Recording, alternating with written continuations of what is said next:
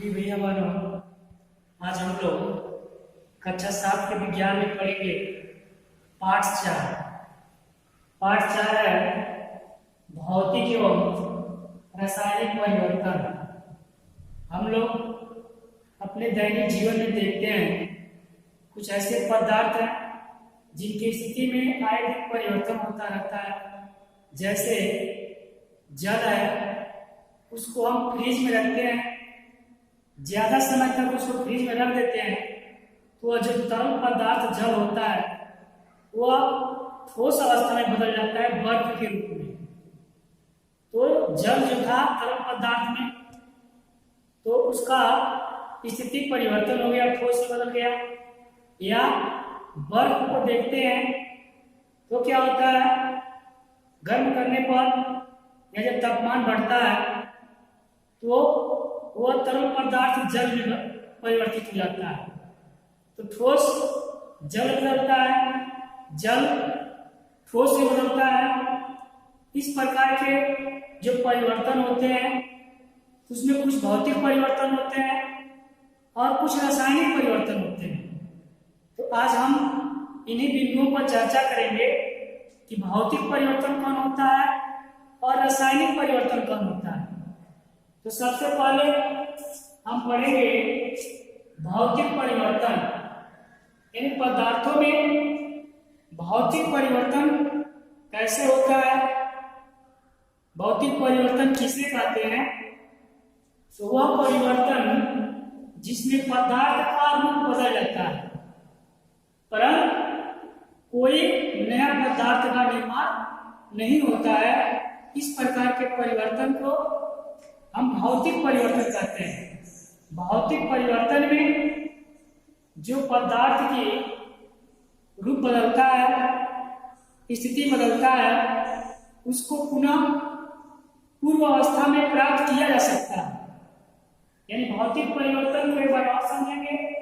भौतिक परिवर्तन किसे कहते हैं, तो वह परिवर्तन जिसमें पदार्थ का रूप बदलता है और नए पदार्थ का निर्माण नहीं होता है और पुनः पदार्थ को पूर्व अवस्था में प्राप्त किया जा सकता है। इस प्रकार के परिवर्तन को हम भौतिक परिवर्तन कहते हैं।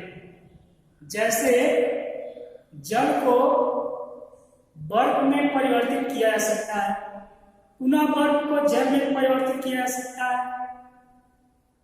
तो ये सब जो परिवर्तन है ये भौतिक परिवर्तन है। जो मोम होता है, हम दैनिक जीवन में अपने मोम का उपयोग करते हैं, देखते हैं कि मोम क्या है, ठोस अवस्था में होता है, लेकिन जब उसको जलाते हैं तो तरल में बदल जाता है। पुनः उसको ठंडा करते हैं, पुनः ठोस अवस्था में बदल जाता है। तो इस प्रकार के परिवर्तन को हम भौतिक परिवर्तन कहते हैं। भौतिक परिवर्तन का एक एग्जाम्पल या क्रियाकलाप कहते हैं उसे। क्रियाकलाप एक दिया है, अपने बुक में है क्रियाकलाप एक भौतिक परिवर्तन के। आइए समझते हैं भौतिक परिवर्तन कैसे होता है। कह रहा है कि एक पात्र में कुछ मात्रा में जल ले लेते हैं और उसमें नमक घोल देते हैं। तो जल और नमक दोनों घोलते हैं तो दोनों विलीन हो जाते हैं और पुनः क्या करते हैं, उस पात्र को हम गर्म करते हैं।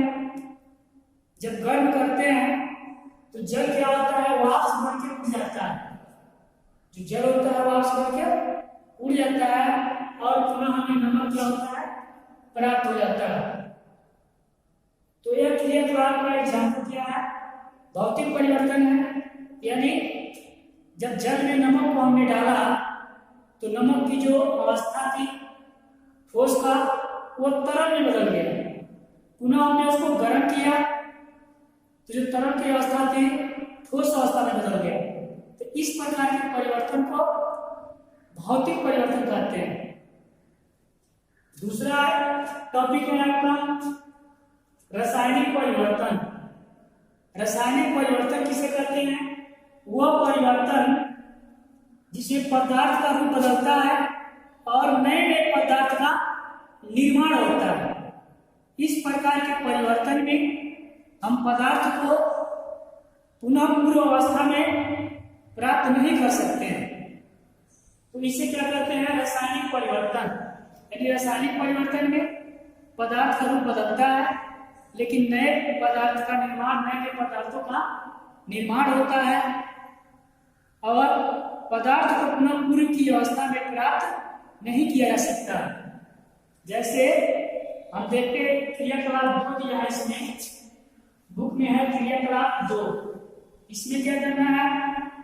कह रहा है कि एक जलती हुई मोमबत्ती के पास, जो मोमबत्ती की लौ जल रहा होता है, उसके पास एक मैग्नीशियम की तार को उस जलते हुए लौ में जलाएं तो क्या होता है? वो श्वेत प्रकाश देते हुए जलने लगता है और जलने के बाद उसकी जो अवशेष बचता है वो सफेद होता है, वो बनता है मैग्नीशियम ऑक्साइड।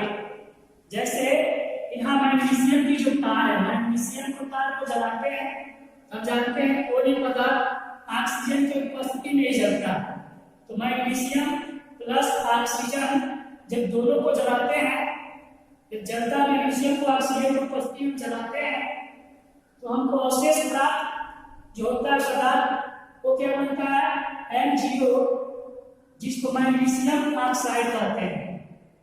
तो यहाँ मैग्नीशियम की स्थिति में परिवर्तन हुआ, लेकिन पूरा मैग्नीशियम प्राप्त नहीं हो सकता। हमको क्या प्राप्त हुआ है? Magnesium oxide. तो इस प्रकार के परिवर्तन को हम रासायनिक परिवर्तन कहते हैं। अब पुनः मैग्नीशियम ऑक्साइड को हम ठंडा करें या जल में घोल दें उसको, इसे मैग्नीशियम ऑक्साइड प्लस H2O यानी जल, मैग्नीशियम को जब ठंडा करते हैं तो पुनः हमें मैग्नीशियम भी प्राप्त होता है। हमको प्राप्त होता है मैग्नीशियम हाइड्रोक्साइड। यानी इस क्रियाकलाप से हमें यह पता चलता है कि भौतिक परिवर्तन में यदि कोई पदार्थ का रूप बदलता है तो पुनः उसको उसी पूर्व अवस्था में प्राप्त किया जा सकता है, लेकिन रासायनिक परिवर्तन में यदि किसी पदार्थ का रूप बदलता है तो नए पदार्थ बनता है और उस पदार्थ को पुनः पूर्व की अवस्था में प्राप्त नहीं किया जा सकता है। तो ये आज का बस इतना ही, भौतिक परिवर्तन और रासायनिक परिवर्तन, इसको अपने अभ्यास पुस्तिका पर नोट कर लेंगे। आज के लिए बस इतना ही। धन्यवाद।